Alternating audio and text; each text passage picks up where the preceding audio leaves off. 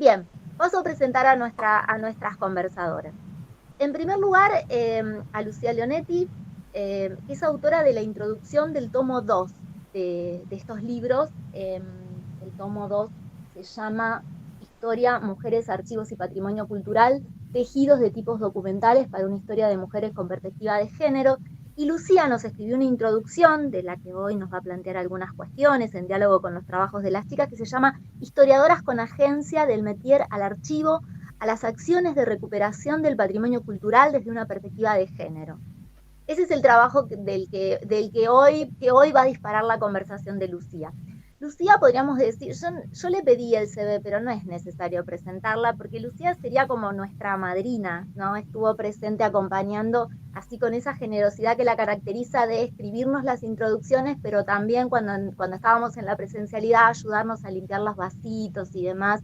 Esa generosidad que tienen, que uno cuando conoce a las historiadoras solo del papel no lo sabe, pero cuando tiene la posibilidad de trabajar con ellas se encuentra con que hay eh, eh, personas generosas, y Lucía es una de las pocas generosas, realmente generosas, que hay en este ambiente. Lucía tiene todos los honores, es profesora, es licenciada, es doctora, es investigadora categoría 1, es profesora titular, está en Tandil, trabaja en el IES, en el IGEX, y es además nuestra madrina. Ha escrito un montón de cosas, de libros y de artículos que son referencia de formación de todas las que después nos dedicamos a pensar fundamentalmente historia de la educación en perspectiva de género.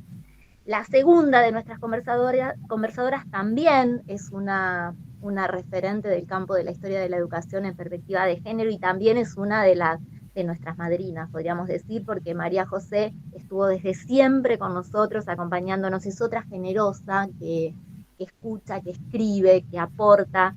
Su capítulo es el capítulo 8 del tomo 2 y se llama Críticas, Observaciones y Notas de Estímulo, eso está encomillado, y el artículo se llama La construcción de las maestras modelo y del modelo de maestra a través de los cuadernos de actuación profesional 1930-1955. María José, son unas conversadoras federales, porque María José viene de La Pampa, es profesora en historia, graduada en la UBA, es magíster en estudios sociales y culturales, y es docente titular en la Facultad de Ciencias Humanas de La Pampa, y también ha escrito muchos de los artículos que son referencias de los trabajos de quienes trabajamos en esto de la línea o investigamos en esta línea de la historia de la educación con mujeres. Y finalmente, Micaela Pellegrini Malpiedi, que también estuvo con nosotros desde el principio, desde que era muy chiquitita. Micaela estuvo siempre en las jornadas de RIT, todas a su manera, son tres mujeres que han estado siempre con nosotras. Micaela es autora del capítulo 20 del tomo 1 del libro, de esta obra en dos tomos. Les leo cómo se llama el tomo 1, porque tiene un tono diferente al tomo 2. Tiene el mismo título, por supuesto, Historia, Mujeres, Archivos y Patrimonio Cultural, tomo 1, pero el subtítulo marca la especificidad y dice Abordajes, cruces y tensiones para una historia de mujeres con perspectiva de género. Y el artículo de Micaela se llama Otro rol doméstico, las mujeres como guardianas de los archivos de otros, y ese otro está escrito con X. Micaela es profesora, licenciada y doctora en Ciencias de la Educación, es docente de la Facultad de Humanidades y Artes de la Universidad Nacional de Rosario, por eso decía que este panel, estas conversadoras son federales. Es becaria postdoctoral del CONICET, tiene numerosas publicaciones, y acá yo me voy a permitir pasar un chivo porque Micaela ha publicado recientemente su tesis doctoral.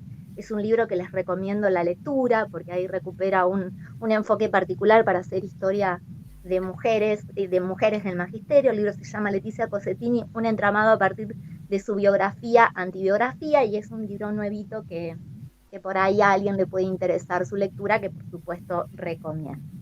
Dicho todo esto y presentado a estas tres mujeres que tienen una producción amplia en el campo de esto de pensar la historia con mujeres en perspectiva de género, y pensar la cuestión de la historia de la educación desde esta perspectiva, las invito a conversar en el orden que ustedes quieran. Sí, yo les voy a controlar el tiempo, 15 minutos a cada una muy rigurosamente, y tienen 15 minutos para presentar su trabajo. Después, lo que sí, todos silenciamos los micrófonos, el que quiera se va anotando en la asistencia, y además van anotando preguntas que al final les compartimos, digo, al final sí, cada una que tenga algo para decir abre el micrófono e iniciamos una conversación más amplia. Así que no sé quién quiere empezar. Están las tres presentadas. Empieza Lucía. Sí, empieza Lucía, empieza Lucía. Gracias, María José, qué hermosa. Control el tiempo y la palabra es de ustedes. Bueno, gracias a Paula, a Jackie y a Yolanda por esta generosísima invitación, y además un placer compartir con María José y con Micaela, a las que respeto tanto y he leído tanto, y con las que aprendo tanto. Así que muchísimas gracias por la calidez, por el estímulo y bueno, por todo lo que han generado y seguirán generando. A ver, gente, en estos estrictos 15 minutos que Paula nos ha impuesto y que nos disciplina, voy a tratar de ser lo más escueta posible para plantear un poco lo que fue la intención de esta introducción, de este planteo de estas historiadoras con agencia, del método de ir al archivo, a las acciones de recuperación de patrimonio cultural desde una perspectiva de género. Y era un poco un recorrido y una reflexión a partir de lo que ha sido el desafío de la historiografía de las mujeres, ¿no? Desde la perspectiva de los estudios de género, pero también de la historiografía de las mujeres, de esta historiografía que plantea esta idea de estudios con mujeres y de mujeres, que fue la de básicamente encontrar explicaciones convincentes sobre lo que es el origen de la subordinación femenina, ¿no? Que un debate que, como ustedes claramente saben, está vinculado a esa dualidad doméstica y pública, a ese conjunto de disposiciones en los cuales las sociedades fueron transformando lo que es la diferencia sexual en productos de actividad.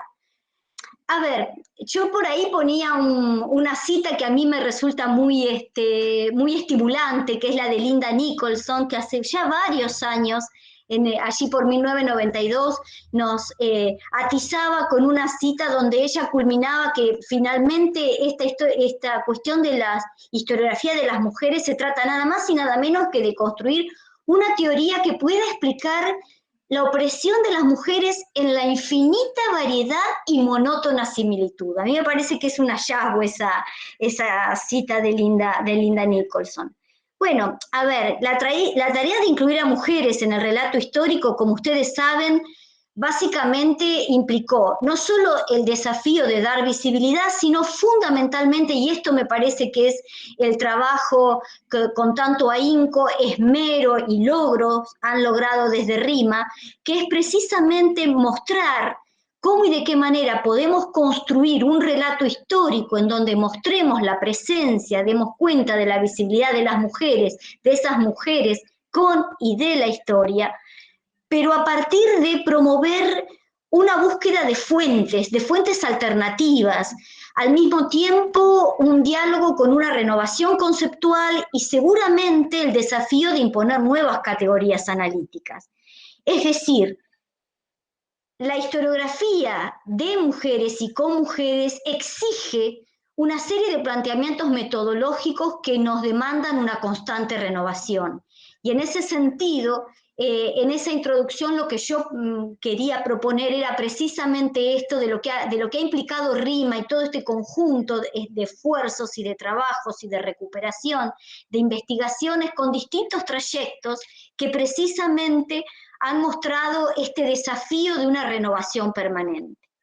Y sobre todo tratar de dar respuesta a una serie de interrogantes, como es esto de dar luz y presencia y rescatar de la invisibilidad a estos sujetos o sujetas de la historia. ¿Qué tipo de archivos pueden dar luz a esa presencia? Al mismo tiempo, ¿de qué modo interpelamos a esos documentos? ¿Cómo nos acercamos? ¿Qué preguntas les hacemos? Que puedan dar cuenta de esa presencia. Al mismo tiempo, otra pregunta que las chicas han promovido y que me parece que, bueno, en esa línea va el trabajo de Micaela, que les va a presentar, es esta idea de qué lugar tienen las propias mujeres como generadoras, como acopiadoras de esos documentos, de esos reservorios que al mismo tiempo permiten develar el protagonismo de las mujeres, de lo doméstico, de lo cotidiano. Bueno, ¿qué lugar han ocupado?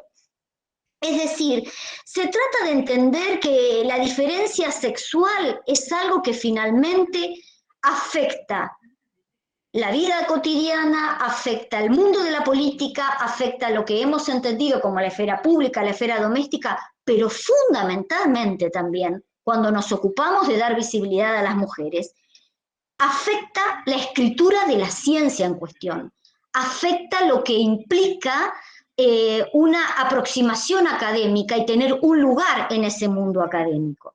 ¿De qué modo impacta, impactó, impacta y seguirá impactando en el medio académico dar visibilidad a estos sujetos históricos o a estas sujetas históricas?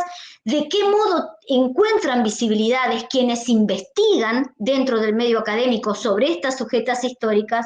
Y al mismo tiempo, ¿qué tipo de prácticas académicas se han impuesto a partir del trayecto por estas investigaciones?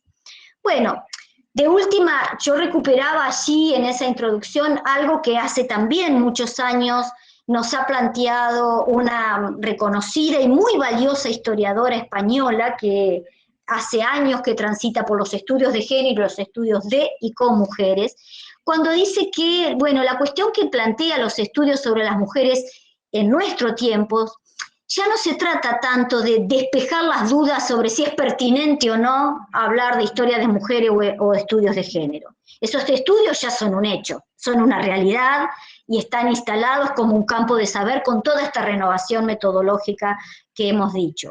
Ahora, tal vez lo necesario sea hacer una suerte de historia de esas historias, de cómo hemos llegado a producir estos estudios, cómo hemos logrado explicar y dar cuenta de estos resultados que se han obtenido a partir de la intervención de las mujeres, de las propias mujeres en la escritura de la historia.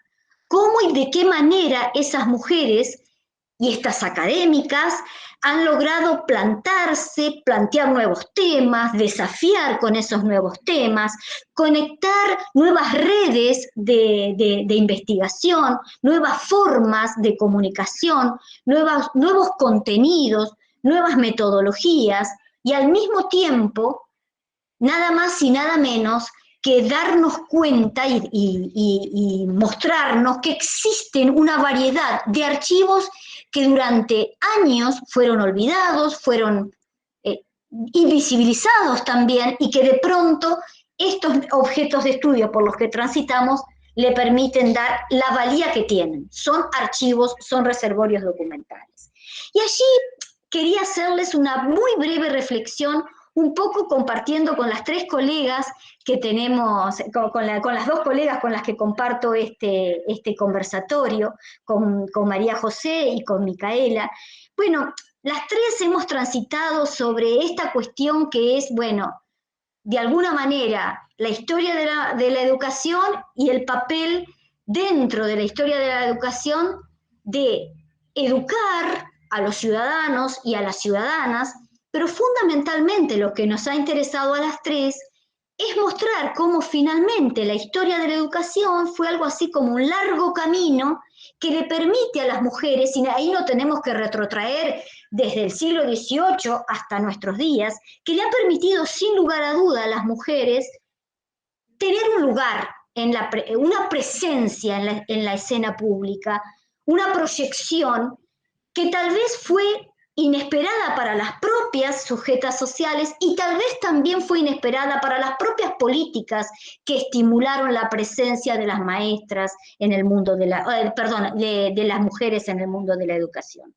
En el caso nuestro nos ha interesado muchísimo estudiar la educación de las mujeres, cómo y de qué manera se la formó desde una perspectiva de género, pero también nos ha interesado mucho cómo y de qué manera quedó asociada una tradición, como es la tradición normalista, a la figura de las mujeres. Claramente cuando uno habla de escuela, habla de la señorita maestra, ¿sí? Se ha formado una suerte de ecuación en ese sentido.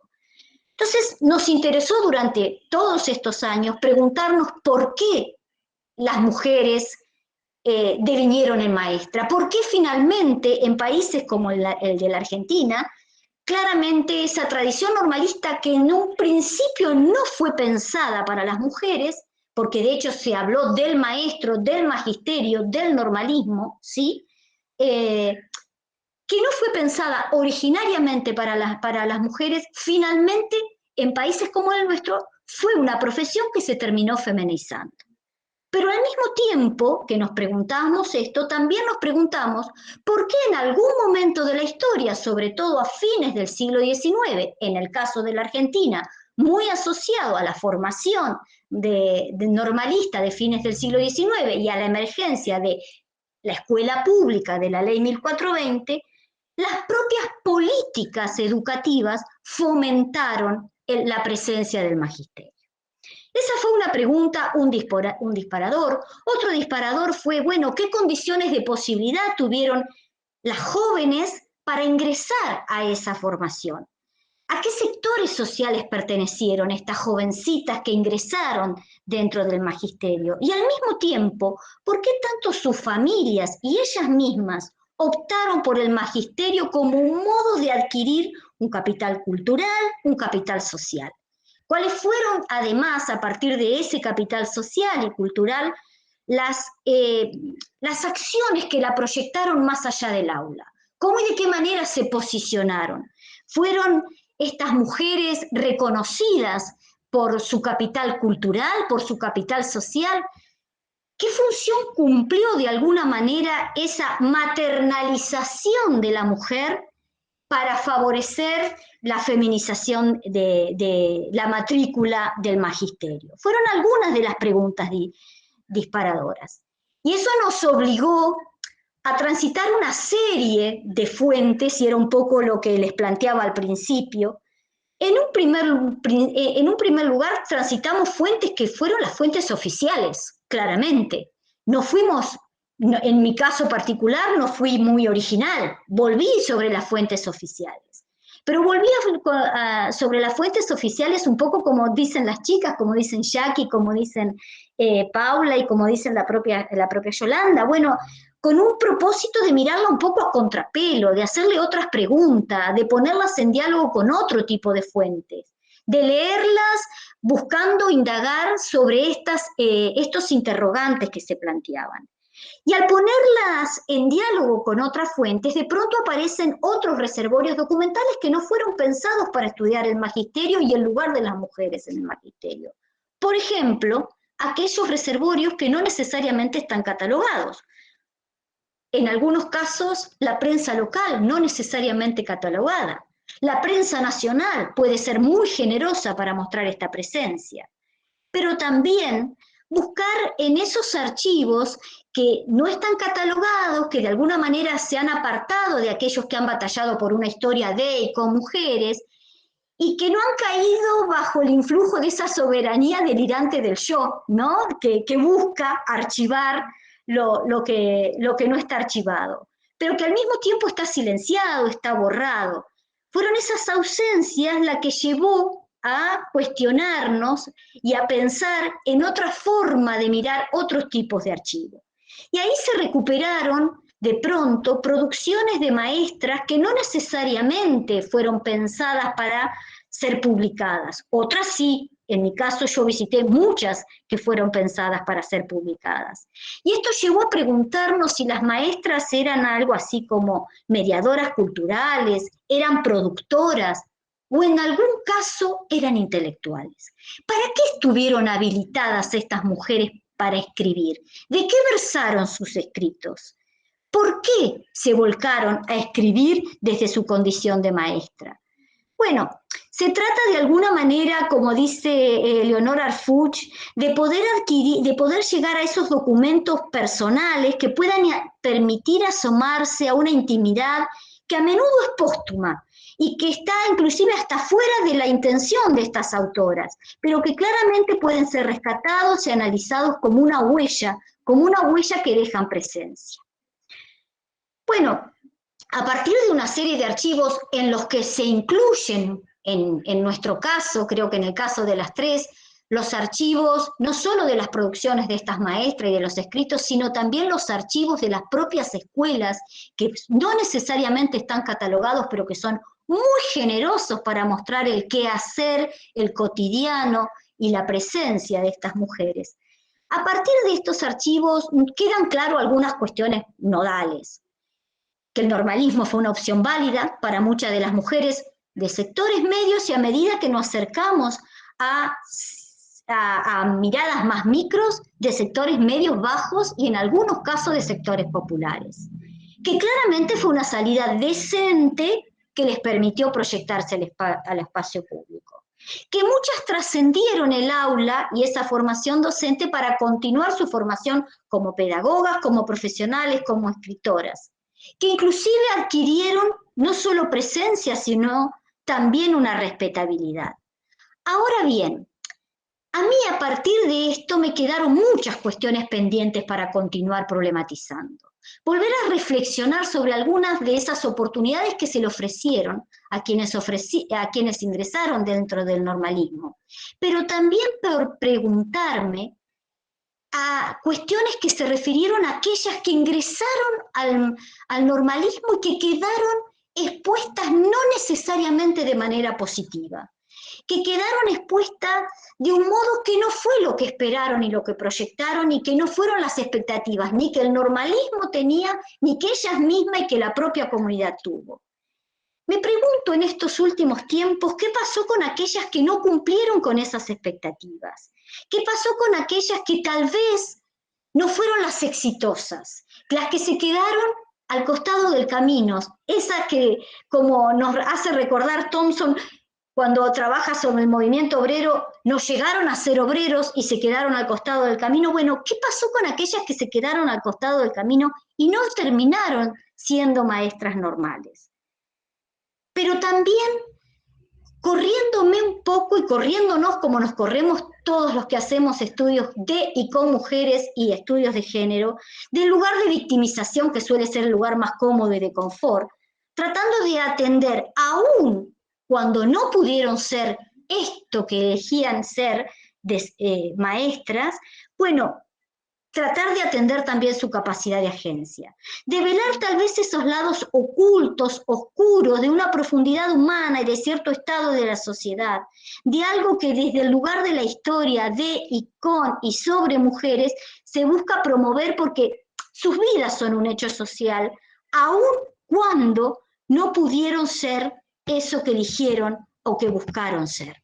Recuperarlas tal vez en muchos casos de un modo muy fugaz, porque es lo único que nos permiten las fuentes, pero tal vez mostrar una pincelada de un trayecto vital, de algo que nos muestre todavía la mayor complejidad que implica la sociedad. Y les voy a leer, cuando digo esto, un pequeño párrafo de algo que me encontré en la Escuela Normal de Tandil, de una de las tantas asambleas en donde se reunían los docentes y las docentes, el cuerpo docente, para evaluar a un alumno, alumna, aspirante al magisterio.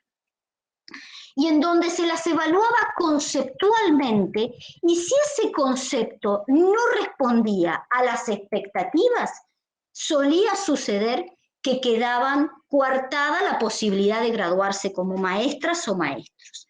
Breve párrafo, y espero no pasarme de los 15 minutos, querida Paula. Dice una profesora que evalúa a un aspirante al magisterio en un acta de profesores asentada en la Escuela Normal de Tandil el 9 de octubre de 1941. La falta cometida ha sido un baldón para nuestra escuela que ha recaído sobre las demás alumnas, que son insultadas en la calle sin que pudiéramos tomar medidas para evitarlo. Por eso es sensible que este caso lo vengamos a juzgar cuando ya es del dominio público, con el consabido escándalo que ha envuelto a la escuela, y debe procederse por la dignidad de la misma. Debemos juzgarla con rigor para dar la seguridad al pueblo que la escuela no es indiferente a la moral y que se ha sentido herida con el baldón que se le ha inferido. Son las garantías que debemos ofrecer a las alumnas honestas. Aunque la alumna haya regularizado su situación legal, este acto no es atenuante para la escuela, que ha sido lastimada y que todos pagamos en una forma directa. Bueno, la verdad que uno se encuentra con esto, medio que tiene el indicio y la sospecha de qué pudo haber pasado. Y allí, con esta cosa de buscar, de aguzar, de cruzar, me fui a la prensa. Y en la prensa me encuentro que hay, por lo menos en uno de los diarios de Tandil, uno que era Nueva Era, que acaba de cerrarse, y que seguía muy minuciosamente el acontecer cotidiano de la Escuela Normal de Tandil por una sola razón, porque Nueva Era tenía una postura política claramente partidaria, radical, y era muy crítica de que la Escuela Normal de Tandil hubiera hecho un proceso de recambio de profesores y profesoras durante los años 30, después de la caída de Irigoyen, y que no se hubiera posicionado en el lugar de ciudadanía que forma la escuela normal y que formaba a sus aspirantes. Así que hacía una suerte de vigilancia continua de cualquier desorden que pudiera acontecer en la escuela. Obviamente había desórdenes de los varoncitos, de las mujercitas en las calles, pero de golpe me encuentro que este hecho en el que está involucrada esta jovencita de tan solo 14 años, porque estaba transitando el segundo año del magisterio, en rigor de verdad trascendió a la prensa. Y ahí el malestar de esta profesora. Por las alusiones que había en la prensa, claramente, cuando se hablaba de la regularización de la situación legal de la niña, se refería al hecho de que la niña había quedado embarazada. Y cuando se habló de que regularizó su situación, se habló de que efectivamente la niña había contraído nupcias. Sin embargo, la prensa sigue insistiendo que es una afrenta porque evidentemente la escuela normal no la supo educar convenientemente, más allá de haber sido subsanado el error. Bueno, no voy a dar claramente el nombre, resulta ser un personaje relativamente conocido en la comunidad, pero lo cierto es que eso fue para mí un disparador para preguntarme, bueno, hasta acá yo me he ocupado de las exitosas, porque hasta acá me he ocupado de todas las exitosas. ¿Qué pasa con estas niñas que tuvieron en principio la oportunidad de ingresar al magisterio y quedaron fatalmente expuestas, marcadas, asignadas en una comunidad que ejercía una suerte de vigilancia a la escuela normal, pero que terminó afectando claramente a esta jovencita? Y también me preguntaba, y acá cuando muchas veces lo hacemos en nuestras revisiones familiares, ¿sí?, por muchas de las mujeres de mi familia que quisieron estudiar, que quisieron ser maestra, y que se preocuparon por aprender a leer, a escribir con mucha cautela, minuciosidad y dejar registro en cartas, en postales, pero que tampoco pudieron serlo, porque no se dieron las situaciones económicas, porque las oportunidades se les dieron a los varones y no a las niñas o a las jovencitas. Entonces, dejo este interrogante y esta pregunta y este desafío. Hasta aquí yo me he ocupado de las exitosas, que pudieron desafiar las propias políticas educativas y sorprender con una feminización de una matrícula, más allá de que respondían a esto de que supuestamente eran baratas y obedientes. No fueron ni tan baratas ni tan obedientes, ya eso lo hemos podido mostrar. Pero también, ¿qué pasó con estas políticas y con estas expectativas culturales, sociales de las comunidades y de estas propias mujeres que buscaron y aspiraron en el magisterio como una posible labor decente y de reconocimiento y de proyección y que quedaron a mitad de camino? Bueno, a veces cruzando las fuentes con estos desafíos que nos imponemos, es posible dar cuenta de cómo los malestares sociales también terminan afectando los trayectos individuales de nuestras mujeres. Bueno, corto aquí, no sé, Paula, si me pasé, corazón, con los 15 minutos. un poquito. Lo que pasa que cuando empezaste a leer queríamos, yo dije, todas vamos a querer saber qué pasaba con eso, con ese cruce de fuentes que nos querías plantear, y la verdad que es súper interesante. Me surgieron un montón de preguntas, pero las dejo para el final, no sé quién quiere continuar. ¿Querés que siga yo? Dale, en el orden de la Bueno, porque de presentación. alguna manera está un poquito enganchado con lo que Lucía dijo. Como vos bien dijiste, yo voy a presentar un poquito el trabajo que está publicado en el tomo 2, que se llama Críticas, Observaciones y Notas de Estímulo, la construcción del modelo de maestra a través del cuaderno de actuación profesional.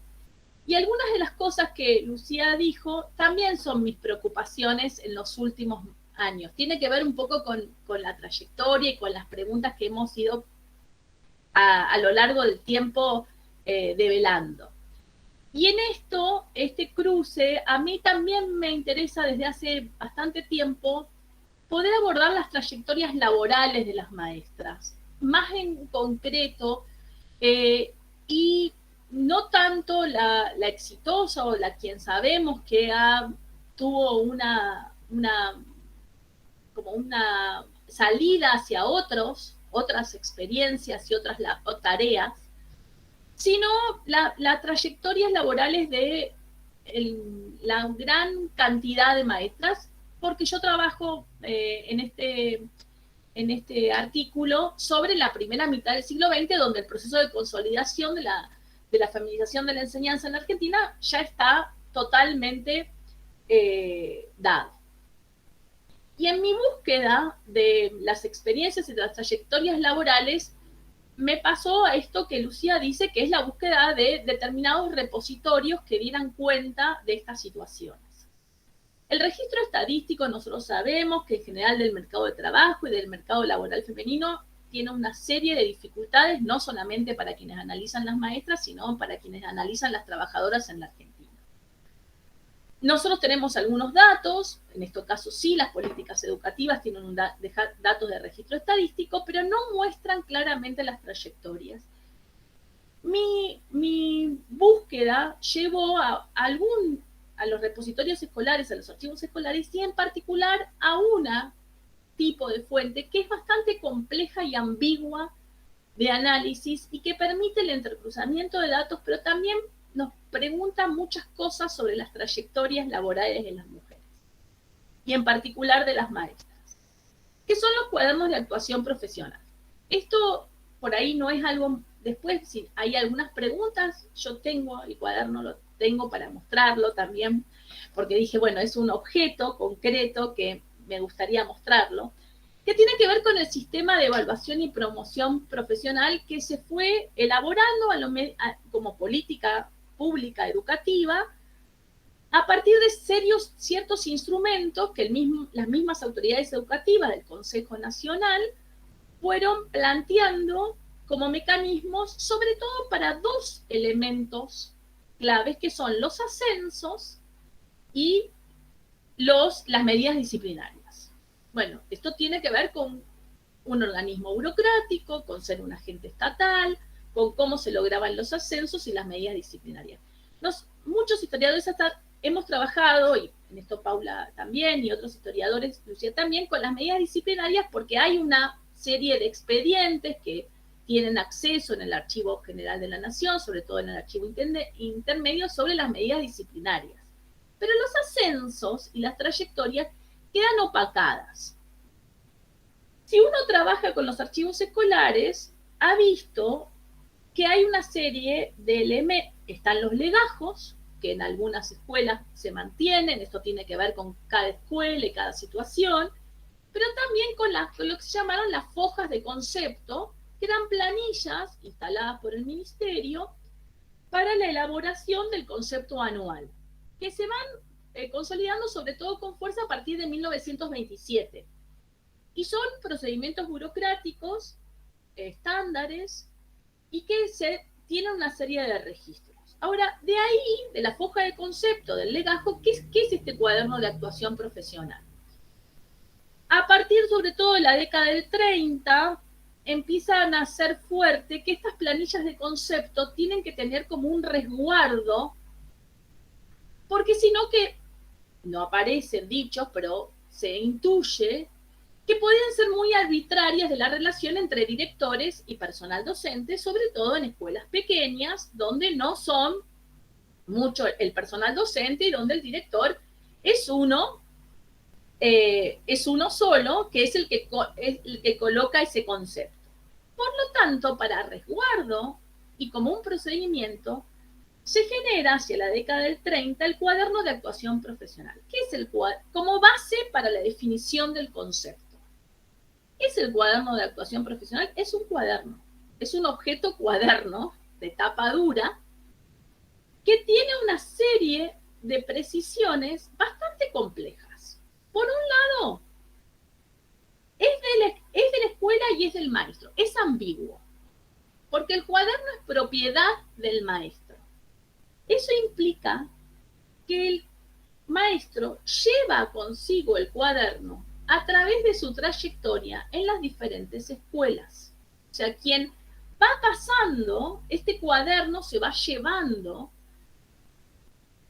y en el momento de la jubilación, el maestro lo puede retirar de la institución escolar porque es propiedad.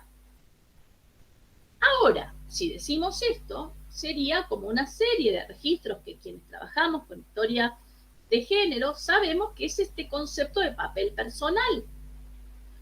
Pero no es un papel personal, en tanto quien completa este cuaderno son las autoridades educativas. O sea, no es un registro de la maestra de su labor diaria, que también existen, pero estos sí son papeles personales que tienen que ver más con diarios de clases.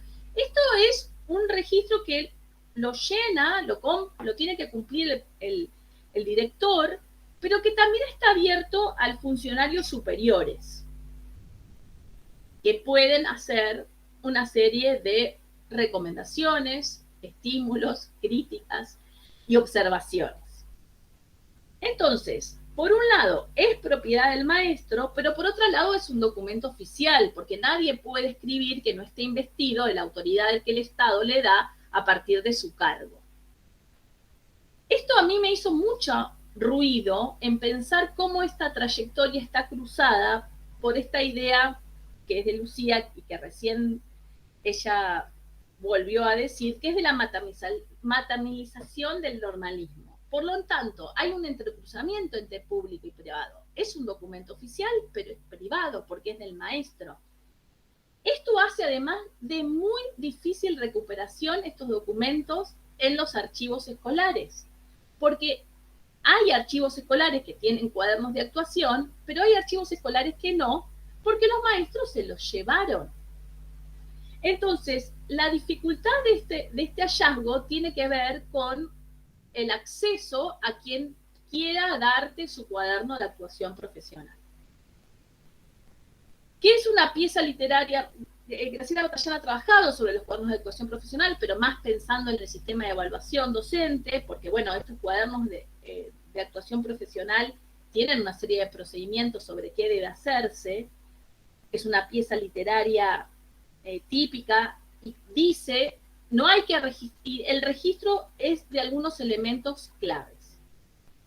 Yo tuve acceso a un cuaderno de actuación profesional y que además es muy interesante ese cuaderno por varias razones, porque tuve acceso a un cuaderno de actuación profesional de una maestra que siempre fue maestra. O sea, que empezó en 1921 siendo maestra y se jubiló en 1956, después de 35 años siendo maestra de aula. O sea, sería un poco lo que hoy Lucía decía, es una de esas miles de maestras anónimas, no tuvo un ascenso, no salió del aula, ha sido siempre maestra de primer año, en ese caso inferior, y primer año superior, o sea, los 2 primeros años de la escolaridad en esos años, y además siempre trabajó en una misma escuela. O sea que tiene una serie de características muy particulares que le dan a ese registro una capacidad para ver qué era lo que hacía una maestra y por el cual recibía una recomendación. Ahí yo pude ver, bueno, que ingresó como maestra de tercera categoría, después de 13 años fue promovida a maestra de segunda y finalmente a maestra de primera. Y que trabajó siempre en la misma escuela, que comenzó siendo una escuela marginal de la ciudad de Santa Rosa, que estaba en una zona del otro lado de la vía, para quienes vivimos en un lugar donde el tren nos cruzó, y que estaba conectada con un ámbito mucho más trabajador, de estibadores y con dificultades de escolarización, y luego, en esos 35 años, al crecer el ejido urbano, perdió esas características tan marginales que les permitieron trabajar al principio como destino en esa escuela. Después se ve otras situaciones, porque ella no termina jubilándose en esa escuela porque hace una permuta con una de sus hermanas, que es maestra, que tenía un cargo en una localidad del interior pampeano. Ahí se ve alguna de los elementos que tienen que ver con cómo se favorecen los vínculos para los traslados. Ella pide el traslado el último año para permitir que su hermana trabaje en la ciudad capital, y ella terminar ese último año en una pequeña localidad. Pero además, la lectura de este cuaderno nos permite ver qué cosas las autoridades consideraban dignas de estímulo y propias de una maestra modelo. No lo dije, esta maestra durante toda su trayectoria siempre tuvo conceptos muy buenos, o sea que fue una maestra con muy buena consideración durante toda su trayectoria. Y ahí aparecen 3 ejes diferentes de los que pensaríamos si lo pensamos desde la política educativa. Una, que se pondera la acción social. Todo lo que la maestra hace en función del sostenimiento y el cuidado de los alumnos. El comedor, la cooperadora, las situaciones que implican el trabajo en pos del bienestar de los alumnos. El segundo elemento, los actos patrios. Hay todo un registro de toda su participación en los diferentes actos patrios a lo largo de los 35 años, desde que organizó dentro de la escuela, fuera de la escuela.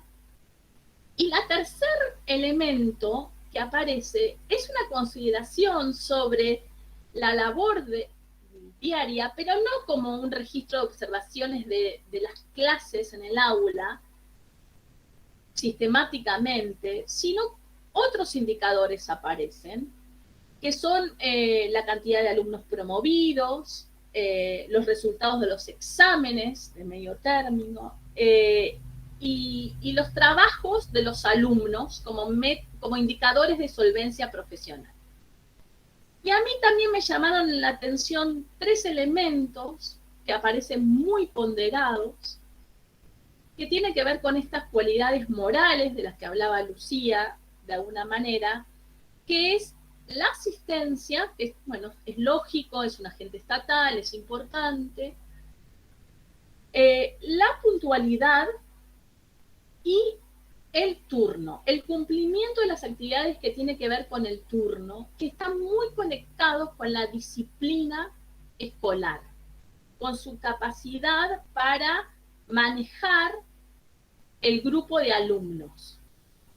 No tanto en el aula, porque el turno implicaba salidas, entradas, recreos, y el manejo de toda una serie de elementos que tienen que ver con la conducta y, digamos, hoy diríamos la mediación, el manejo de grupos. Bueno, el turno es uno de los elementos claramente ponderados en el cuaderno a lo largo del tiempo. Bueno, para terminar, porque vamos a ir con el tiempo, a mí este cuaderno, bueno, primero es una gran pregunta sobre los repositorios y las fuentes. Entonces no es pensado como una fuente tradicional para trabajar trayectorias laborales. Acá ahora en la búsqueda, yo estoy en la búsqueda de otros cuadernos, pero bueno, es compleja esa situación por esta ambigüedad del documento. Pero por otro lado me permitió pensar cómo se va construyendo este modelo de maestra, que sí sabemos por las políticas y por la prensa y por digamos, también no solamente la prensa periódica, sino también la novelística, el imaginario, pero en esto el cuaderno permite claramente ver la bajada a la vida diaria de una maestra, de cómo ese modelo operaba en la realidad cotidiana. Y cómo esto permitía la construcción de las prácticas diarias. Porque más allá de que esta maestra no fue ascendida, está claro que este cuaderno era el que permitía el ascenso o no. Probablemente esta maestra no ascendió por sus propias decisiones de no ascender, no porque haya fallado en las situaciones. Así, está claro y es interesante ver como una fuente, hoy diríamos no tradicional, pero tiene que ver con el trabajo y cómo podemos mirar las trayectorias laborales desde otros lugares. Y ver cómo eso se construye, es una construcción que las políticas hacen a gran escala, a través de las autoridades, pero que tiene un descenso en la cotidianeidad, en los sistemas de evaluación. Y pensar cómo para las mujeres se fue construyendo mutuamente este modelo a partir del cuaderno, pero también el cuaderno permite ver cómo la feminización, en tanto la acción social, la importancia de una maestra no era solamente su capacidad educativa, sino también su capacidad de construcción de la nación y su capacidad de cuidado, protección y amparo de la niñez más allá de las aulas. Así otra vez más funciona esta idea de prolongación de hogar y escuela, de maneras por ahí más sutiles y veladas, y que permiten entender más ese modelo de la segunda madre en su cotidianeidad. Nada más. ¿Estoy bien con el tiempo? Sí. Sí, muy bien. Bueno, y ahora queda Mica. Bueno, acá estamos. Buenas tardes a todos y todas. Yo voy a conversar sobre mi artículo que se llama Otro rol doméstico, las mujeres como guardianas de los archivos de otros. Antes de comenzar, quería hacer una mención especial, quería agradecer a Paula, Yolanda y a Jackie por permitirme compartir este momento con María José, con Lucía y con todas ustedes. Y también quería remarcar la importancia del espacio como un lugar formativo.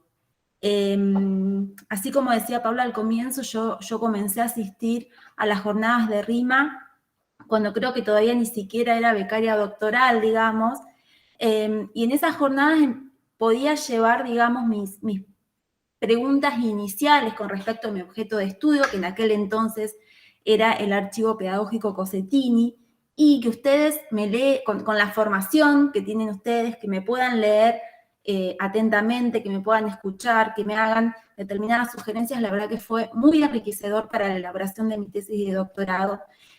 Por eso lo quería remarcar. RIMA es una red, digamos, que te permite socializar, conocer esas personas que de pronto uno contempla como el estado del arte, ¿no?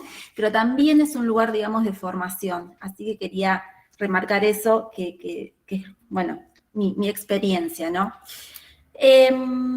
Con respecto, digamos, a este artículo, viene a ser como la continuación de mis dos ponencias anteriores en las jornadas de RIMA, ¿no?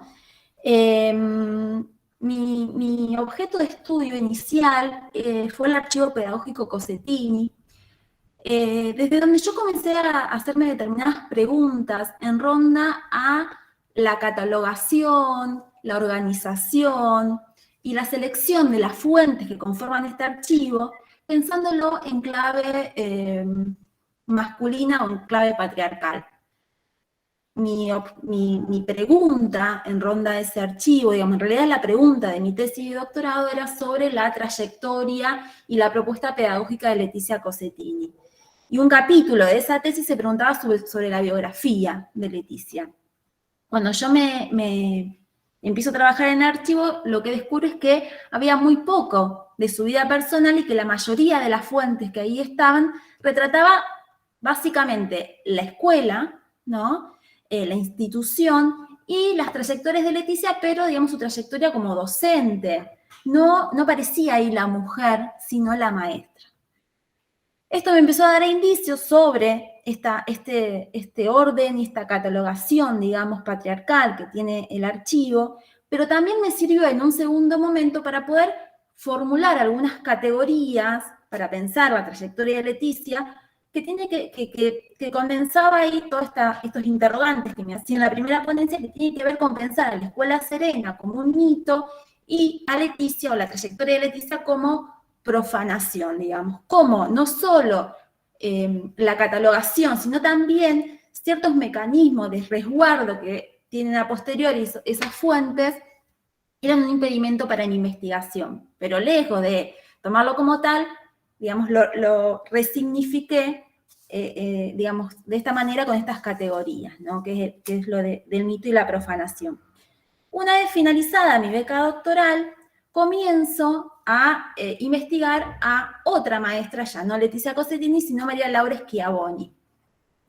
Y observo que ambas maestras tienen muchos puntos en común, pero, como voy a demostrar más adelante, el punto o el nudo en el cual yo me centro para pensarla es cómo ambas maestras, en cierta parte, quedan a las sombras de sus hermanos y sus hermanas, y que a la vez, digamos, son quienes impulsan o quienes se dedican a resaltar, digamos, ambas figuras. Digamos, al mismo tiempo, mientras son ocultadas por la carrera de sus hermanos, son ellas quienes impulsan esas trayectorias. Ahora vamos a ver de qué se trata. Bien, para quienes no saben, así muy rápidamente, María Laura y Leticia tienen muchos puntos en común. Ambas nacieron en 1904, ambas son santafesinas, ambas forman parte del proceso de feminización de la docencia, pese a que tanto Leticia como María Laura tenían una gran inclinación hacia el mundo del arte. Ellas para mí querían ser artistas, pero ciertas características del canon del momento se los impidió y fueron maestras, incorporando el arte en sus prácticas pedagógicas, digamos, pero bueno, siempre desde su rol docente. Ambas fueron mujeres que no solo fueron maestras, sino, y en consideración a lo que veníamos diciendo recién, encajaron con el estereotipo de la maestra hegemónica, esa mujer, esa maestra dedicada a su profesión, angelical, servicial, no se casaron, no tuvieron hijos, y bueno, tuvieron una activa vida profesional, digamos. Leticia Cossetini fue investigada, o la he investigado a partir del archivo Cossetini, archivo pedagógico Cossetini. No solo fue maestra, también publicó 2 libros y fue creadora de piezas de arte, entre ellas cuadros en acuarela y también unos muñecos que hacía con la chala. María Laura Schiavoni la he analizado y todavía la sigo investigando a partir de un archivo personal que donan uno de sus sobrinos. Acá quiero hacer un paréntesis porque le tengo que agradecer a Sabina Florio, porque es quien me concede, digamos, el archivo para poder analizarlo, y también estamos trabajando junto a Paula Caldo y Lorena Esguiña en la catalogación de esas fuentes, que le quiero avisar a María José que tiene un cuaderno de actuación, así que a fin de año, cuando esté finalizado, digamos, y tenga acceso público, vas a poder acceder a su cuaderno. Cuando te escuché dije, ay, acá hay un cuaderno para que ella pueda seguir con sus investigaciones. Bien, María Laura se dedicó a la docencia, pero sí, en los últimos años de su profesión, obtuvo, digamos, el cargo de vicedirectora y luego el de directora. Para la década del 30 ya había producido algunos cuadros, había participado de algunas galerías y también había publicado algunos artículos. Ella trabaja mucho desde la filosofía y la psicología en la prensa local. Pero, ¿qué es lo que más ¿cuál es el punto en común que tienen Leticia y María Laura y que a mí en cierta parte como que me fascinó? Es que las dos son hermanas de dos, digamos, son hermanas de dos personajes reconocidos del mundo de la cultura y de la educación de Santa Fe y que en ciertas ocasiones han atravesado sus límites, ¿no? Provinciales. Por un lado, Augusto Schiavoni, que es un pintor muy reconocido, digamos, de Rosario, y por otro lado, Olga Cossettini, la directora de la escuela en donde Leticia trabajaba. Lo que pude observar, digamos, es que ambas operaron, digamos, para que tanto Augusto como Olga tengan prestigio, obtengan ese prestigio social, y finalmente también fueron quienes resguardaron las memorias de sus hermanos, pese a que ese gesto, ¿no?, las ubicó en las sombras de esas profesiones.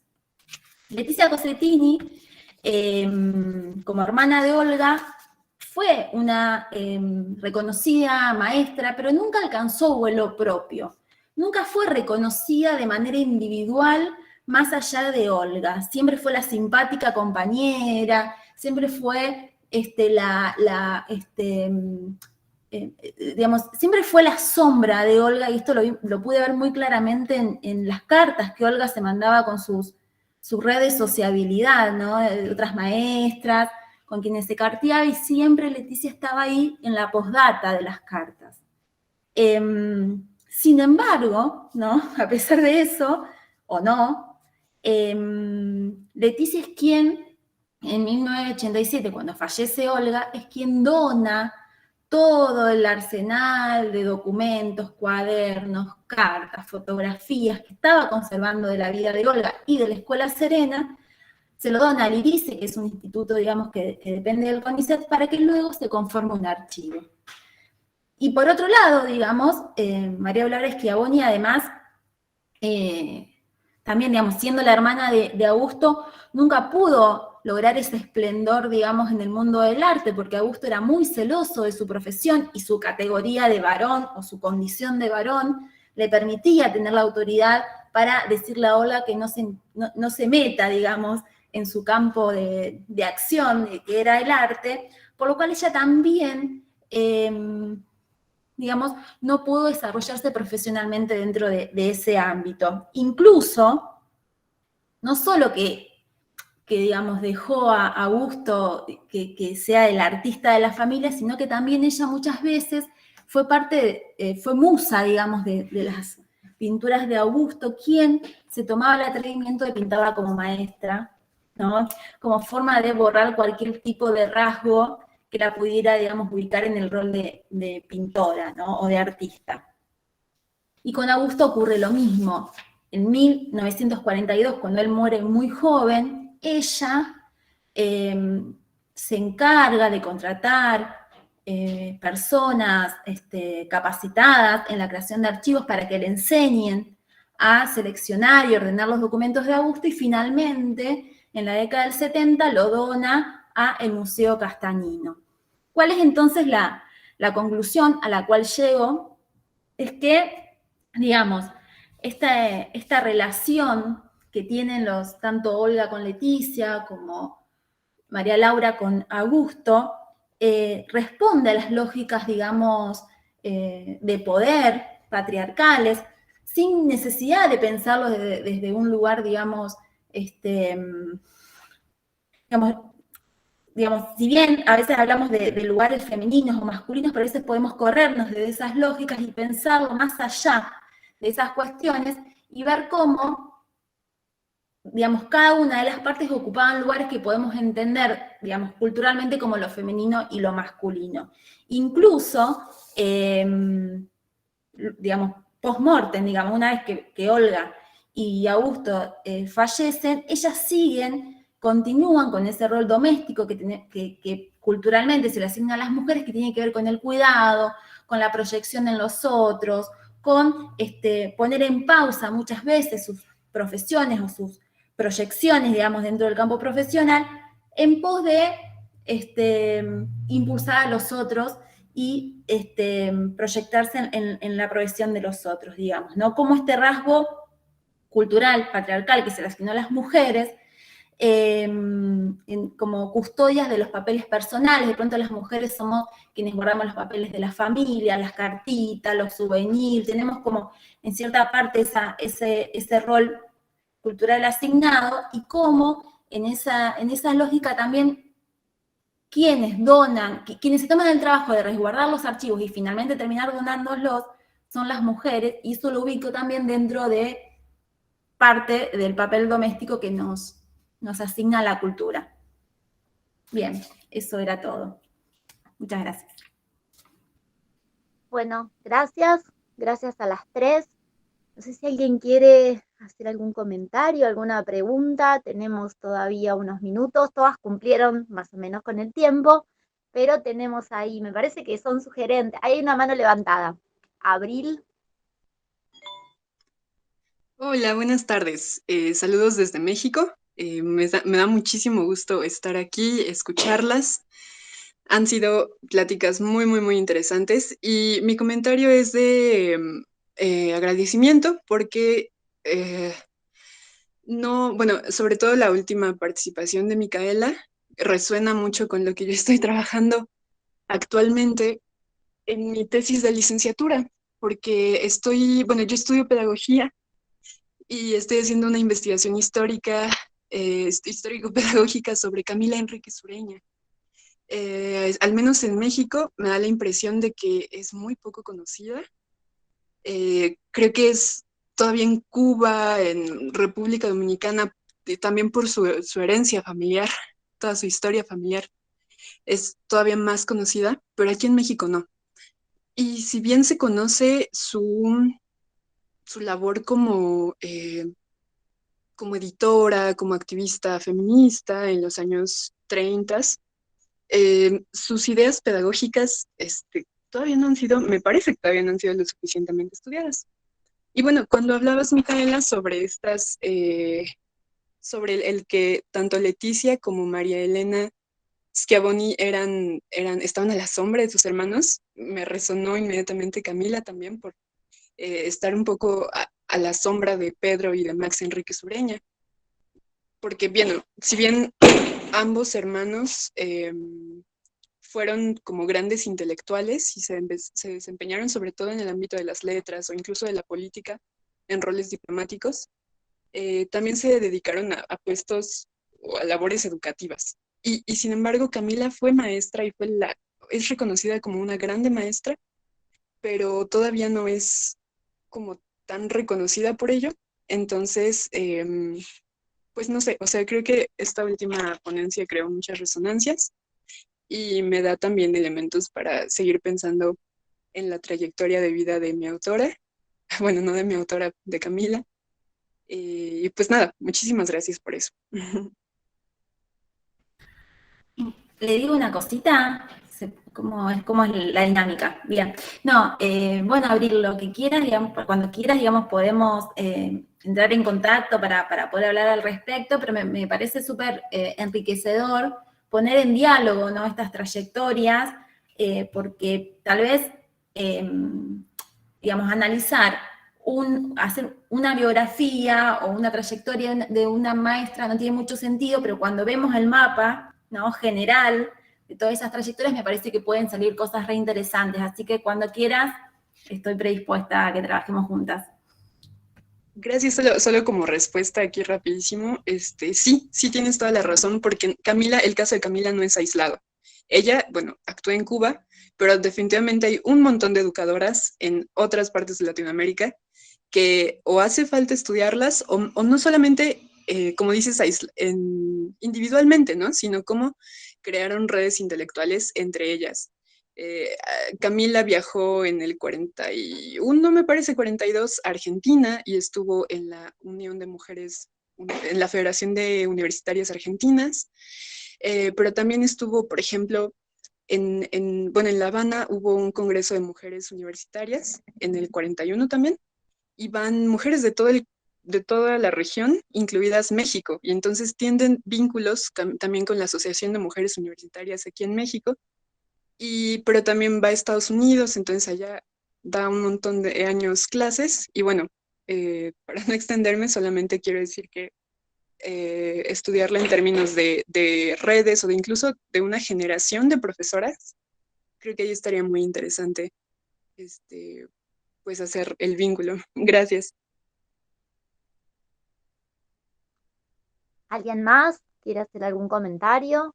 Yo no veo todas las manitos porque veo solamente 6, pero no sé si hay alguien que está levantando la mano que quiera comentar algo. No sé, si no, que abran directo el micrófono. No hay nadie. Jackie.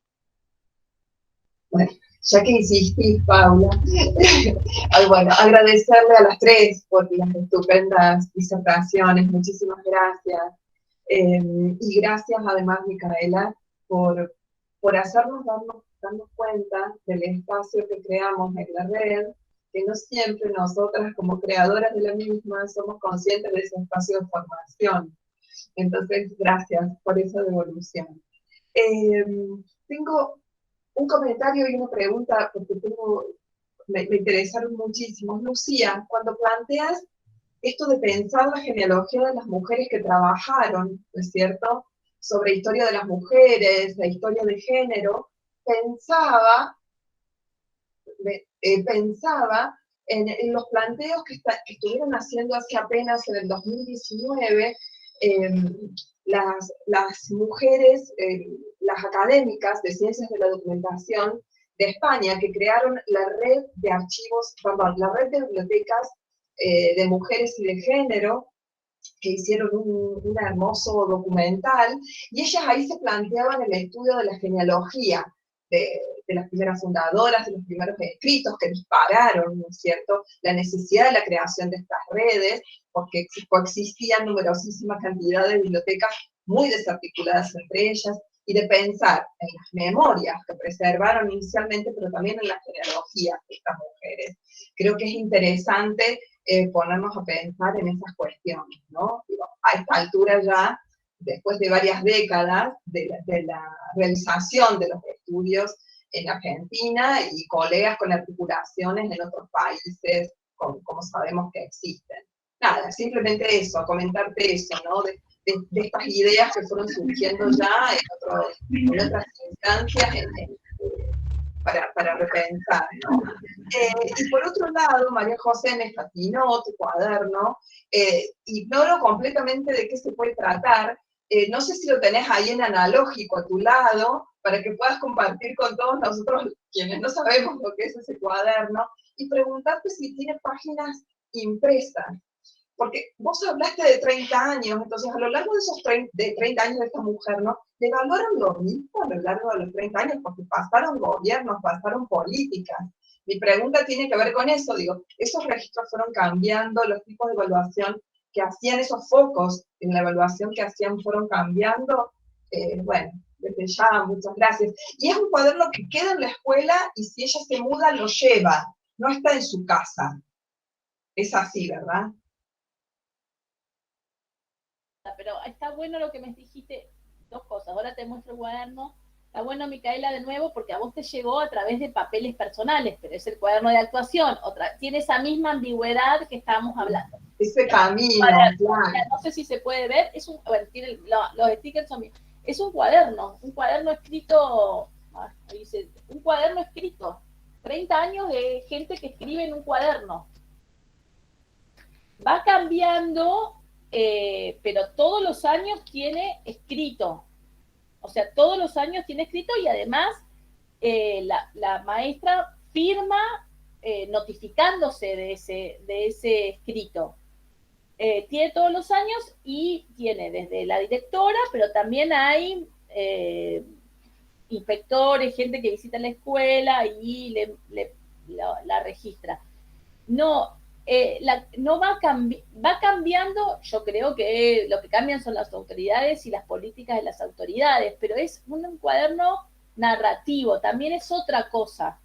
Se narra, es un registro bastante particular, porque no es diferente de las planillas de conceptos, yo no tengo ninguna acá a mano, que las planillas de conceptos sí están estandarizadas, quienes hemos trabajado, tienen como puntos, pero esto es un cuaderno, no sé, Mica, si vos miraste, es muy similar.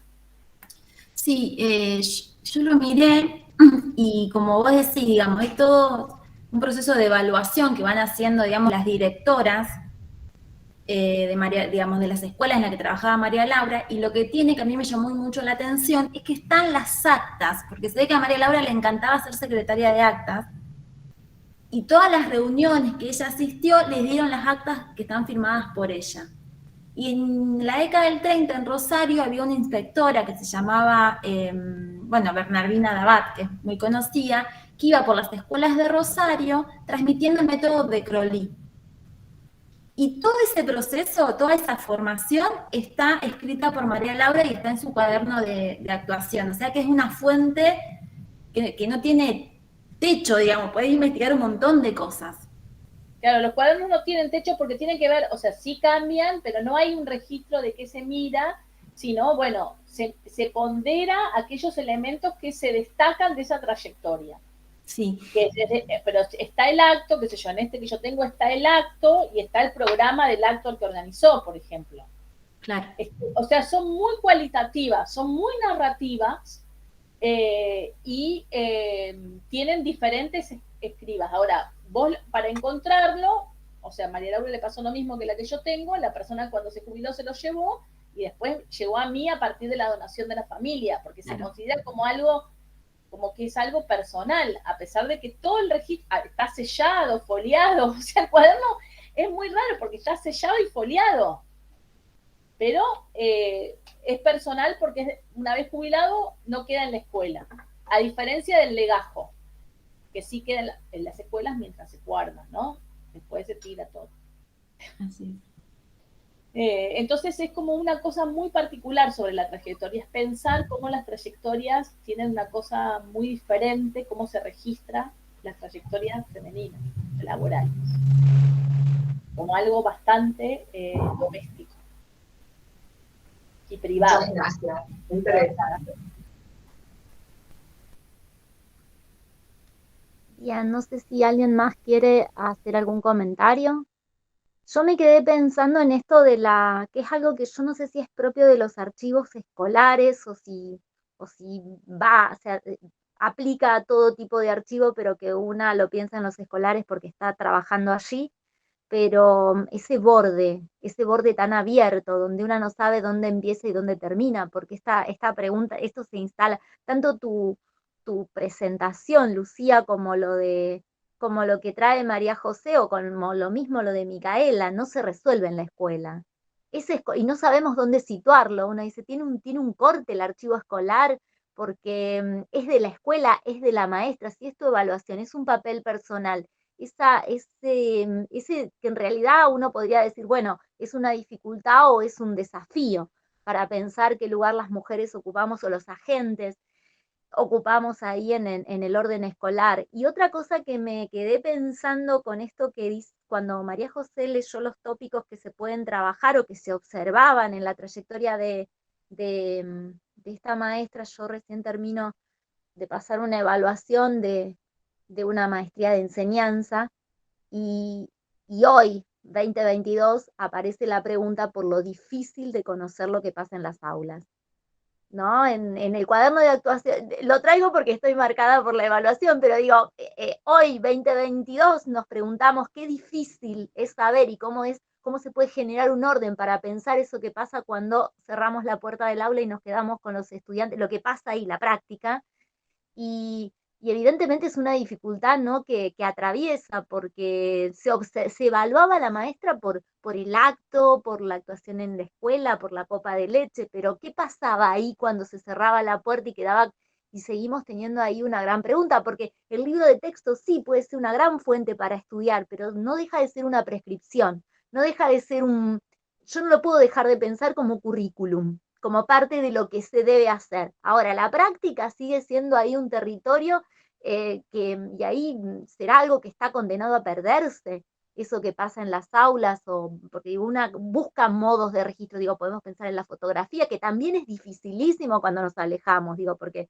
a veces una escucha el uso de la fotografía o de la imagen como fuente histórica, y una después va y ve cómo se tomaban las fotografías a principios de siglo, y era una cosa imposible de aplicar a la vida cotidiana, ¿no? Entonces uno dice, es la fotografía, ¿qué podemos tomar ahí? ¿Qué entrada tomamos para entrar, para estudiar el universo de las prácticas, ¿no? Que sigue siendo un problema hoy, hace un ratito me lo plantearon en clave de presente, pero vamos a los cuadernos de actuación de primera mitad del siglo XX y lo encontramos ahí, ¿no? Esta dificultad de registrar lo que pasa en la experiencia, en la práctica, no es experiencia, es en la práctica la palabra. Nada, me quedé pensando eso. Si alguien quiere agregar algo. No, pensaba, Paula, que por ahí, digo, y que no son las prácticas, de última lo que te acerca, por ahí hay informes de inspectores, pero que tampoco te termina de acercar porque son escenarios preparados también. Sí, bueno, son los universos inabordables que tenemos, ¿no? Desde nuestra condición de investigadoras, investigadores. Pero sí, no, es una pregunta de cómo recuperar el cotidiano escolar, digo. Estoy pensando en Rockwell, ¿no? Y esto que le preocupa tanto a ella, pero que efectivamente me parece que siempre tenemos esa enorme dificultad para poder entrar en ese escenario desde la práctica. Sí, totalmente de acuerdo. Digo, lo más cercano que se me ocurre puede ser esto, de los informes de inspectores, que a lo mejor no sería, no tanto en nuestro tiempo, pero a principios del siglo XX en el Monitor se registraba bastante y estaban bastante más cercanos porque los inspectores efectivamente ingresaban y observaban, y a veces no necesariamente eran las visitas esperadas, llegaban con una relativa sorpresa, pero es lo único que se me ocurre como más cercano y no diría desde nuestros tiempos. Sí, porque también si pensamos en diarios de maestras, generalmente están como los cuadernos de actuación en el registro de alguna maestra que lo haya llevado.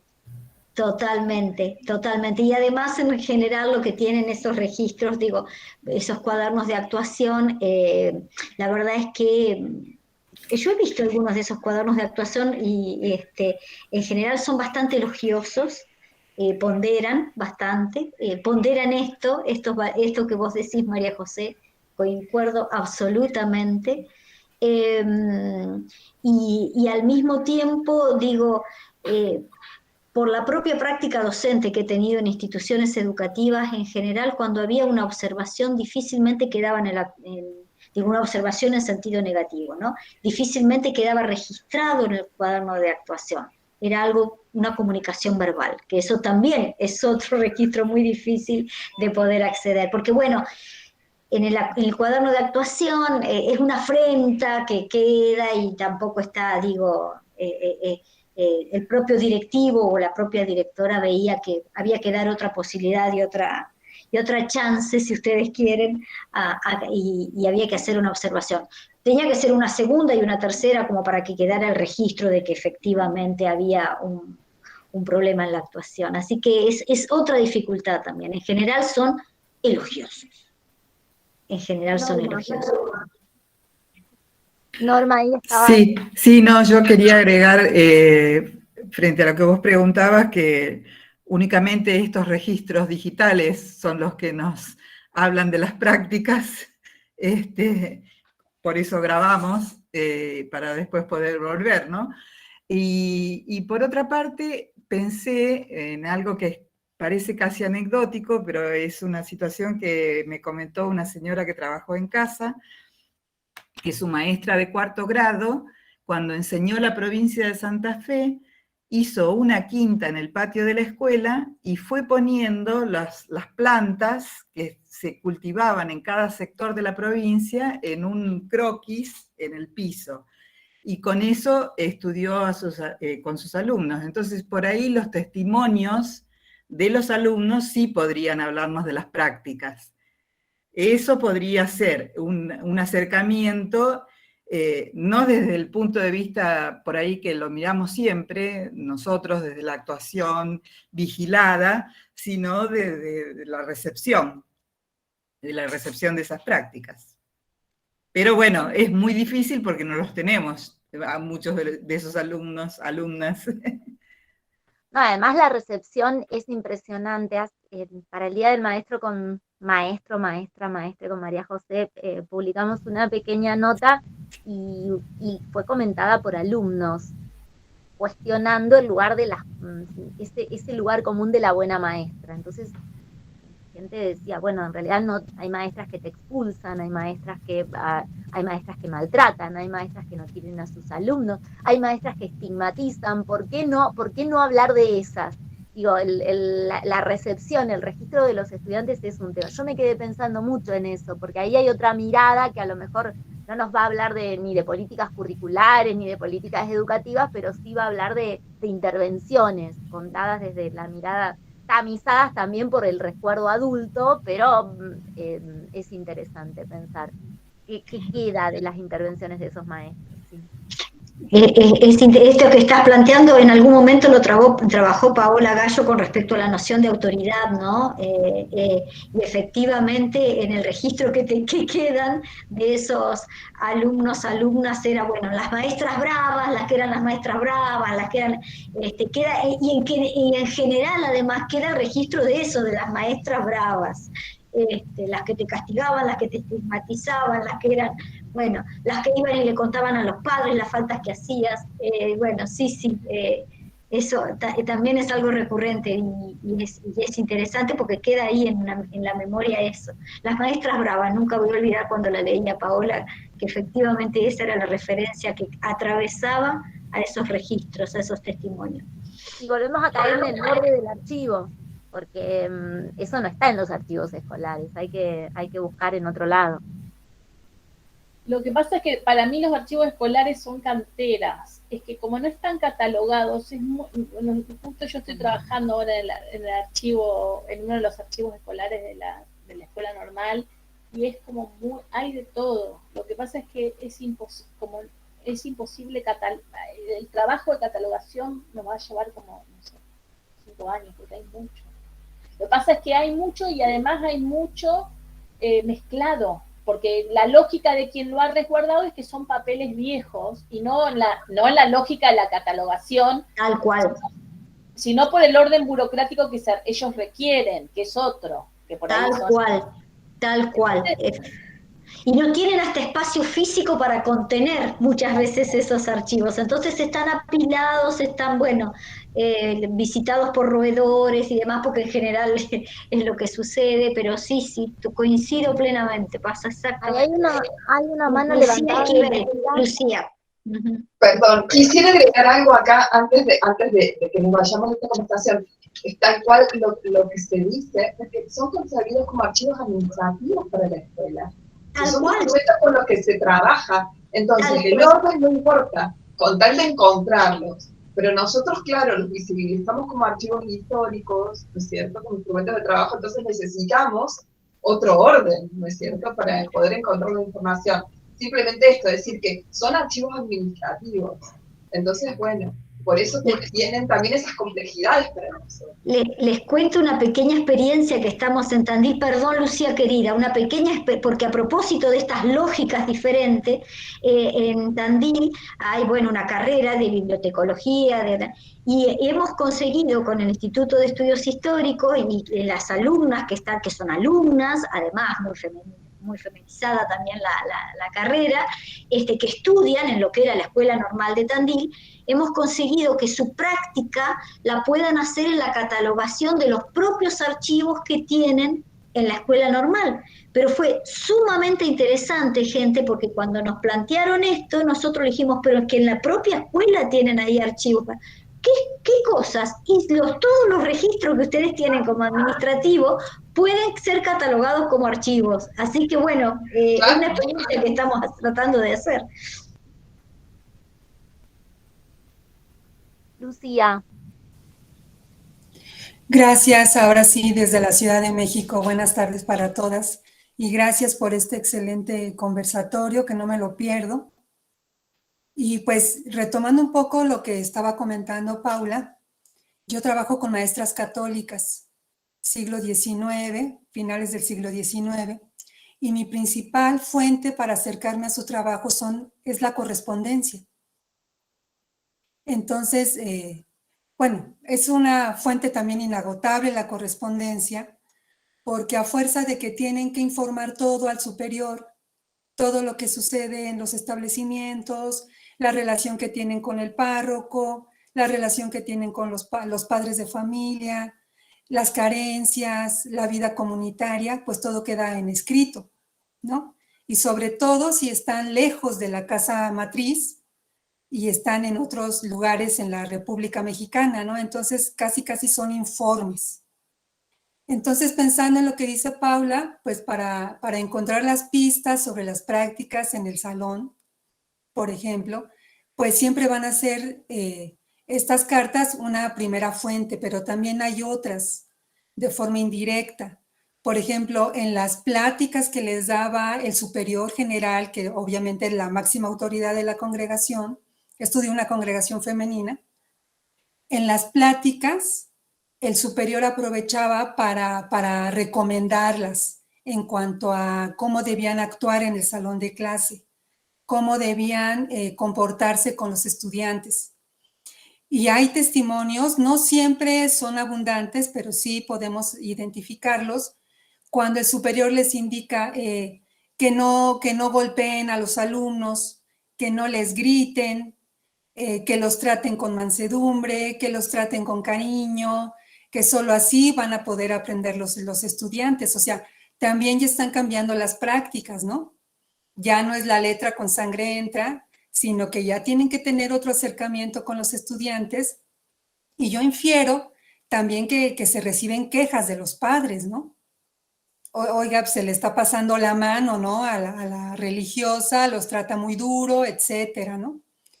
Y también pues la cuestión con los padres de familia también podría ser una fuente indirecta para revisar estas prácticas al interior del salón de clases, ¿no? Cómo están recibiendo ese desempeño de las religiosas maestras, ¿no? Y esto lo podemos ver, por ejemplo, cuando hacen cambio de personal, permanecen un tiempo en la escuela, pero a fuerza de que tienen que estar cambiando el personal para que no se acostumbren a estar en un solo sitio, avisan que va a salir tal o cual maestra, y los padres, si están contentos con la maestra, con cómo explica, con la manera de tratar a los estudiantes, etcétera, si saben que la van a cambiar, hacen manifiestos, o sea, escriben cartas que por favor no la cambien, que porque es muy buena, que porque trata muy bien a los niños y que por favor no se la lleven, ¿no? En cambio, que mejor a otra maestra que sí han sabido que no funciona muy bien en el establecimiento, que mejor a ella la cambien, ¿no? Entonces, yo creo que la fuente, en el caso de la correspondencia, pues es una fuente muy importante. Ahora ustedes han hablado más sobre maestras desde el ámbito institucional, desde el ámbito de la escuela pública. Pero yo creo que en el ámbito de la educación religiosa, la iglesia también está formando a sus cuadros, sus maestras, y esas historias de vida magisterial también están por hacerse, ¿no? Porque son muy dedicadas. O sea, otra cosa que quería decir que podemos encontrar en la correspondencia es cómo ellas platican las dificultades que tienen para enseñar su clase. Es que me estoy poniendo a estudiar en las noches después del rezo porque me cuesta mucho trabajo la clase de aritmética o dar la clase de ortografía, etcétera, ¿no? Entonces son muy comprometidas, pero también desde su propia formación, ellas mismas hacen una autocrítica, ¿no? ¿Qué es lo que les falta? ¿Qué es lo que no les falta? Y en esa medida, pues llevar adelante su trabajo que siempre las pone muy nerviosas, ¿no? Es que no sé todo, no sé cómo dar mi clase, me cuesta mucho trabajo esta materia. Y el superior les contesta, pues que no hay de otra más que estudiar, ¿no? Después de todos los deberes, después de que se levantan a las 4 de la mañana para hacer el rezo, para hacer la penitencia, luego se van a la escuela, hacen toda la dinámica, luego en la noche otra vez, después de sus actividades tienen que estar recuperando esos conocimientos, enriqueciéndose, haciendo sus lecturas para ofrecer un mejor desempeño con sus estudiantes, ¿no? Entonces, bueno, pues nada más ese era mi comentario y pues nuevamente muchas felicidades. Gracias, Lucía. Sí, los epistolarios son unas fuentes deliciosas, pero también muy resistidas por los archivos oficiales en algún determinado momento. Y mucho más esta correspondencia entre mujeres, ¿no? Porque de repente hay una correspondencia oficial con libro copiador que adquiere una... Justamente a raíz de esto discutíamos el otro día y pensando en el archivo de María Laura, cómo los varones escribían con copia, con libro copiador, eso que tiene la hojita para mandar la carta y la otra que queda, y cómo las mujeres no. Es una cosa súper interesante, cómo en los archivos de papeles personales de mujeres no hay copia del envío de la carta de la dueña del archivo, y cómo en los archivos de varones sí. Hay algo ahí de una lógica del orden del registro que es masculina, que es históricamente masculina y que por ahí hay que desentrañar y que por supuesto nos afecta a la hora de estudiar a nuestras congéneres en el pasado, que no han dejado esas marcas. Sí, igual ahí volvemos a caer en los bordes, de repente debe ser, porque también es esto que planteaba María José, lo complejo de la catalogación de los archivos de las escuelas, y lo que decía Jackie, son archivos que en realidad están hechos para la administración de la escuela, ¿no? Para que una reconstruya la historia de la escuela, entonces todas estas otras cosas quedan fuera, y las cartas son realmente una fuente inagotable para la sensibilidad y para la historia de mujeres también, porque bueno, también eso ya lo hemos revisado un montón de veces, es uno de los primeros espacios de escritura que se nos asigna porque es casi conversación, ¿no? Es género discursivo primario, entonces nos corresponde más que el tratado filosófico, ¿no? Entonces, nada, yo no sé si hay alguien que quiera agregar algo más, ya llevamos 1 hora y media de conversación, yo creo que el tema maestras nos convoca desde distintos lugares, y no sé si hay alguna otra pregunta más, algún comentario que alguien quiera hacer. Yo no veo todas las manos. Agradecer, tenemos muchas colegas mexicanas que nos han estado acá acompañando, agradecerles a las 3 conversadoras su disponibilidad, ya sea para escribir en aquel momento, a las colegas que se han sumado hoy, los textos están en el link que nosotras compartimos, y bueno, si no hay otra pregunta, nos vemos el 3 de noviembre, ya vamos a estar pasando la información, el link, y otra vez vamos a volver con otro tema, con otras conversadoras para seguir revisando los tomos de Rima. Muchas gracias y nos vemos la próxima. Chao, gracias. Adiós. Adiós. Muchas gracias.